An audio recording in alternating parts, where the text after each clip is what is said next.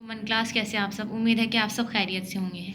आज हम उर्दू की बुक के टोट बटोट की नज़म पढ़ेंगे और उसके एक्सरसाइज भी करेंगे। चलो अब हम उसकी नज़म पढ़ते हैं। टोट बटोट।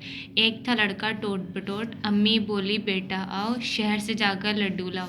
सुनते ही वो लेकर निकला, जेब में 1 रुपए का नोट। इतना उसका जी ललचाया, रस्ते में ही खाता आया। खाते खाते आ गई हिचकी, दांत पे उसके लग गई चोट। एक था लड़का टोट बटोट।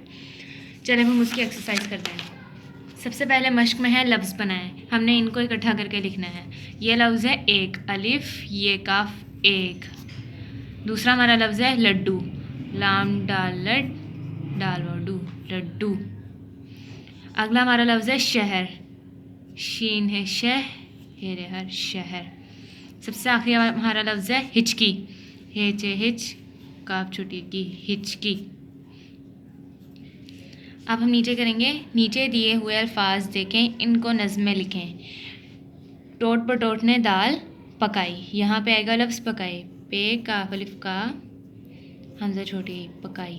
अगली हमारी लाइन है बहन उसकी चावल लाई, लाम अलिफ ला, हमज़ा छोटी लाई।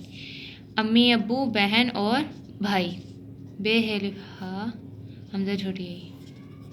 सबसे आखिरी हमारा सबने मिलकर खुशी से खाई, काफ है अलिफ खा, हमज़ा छोटी खाई।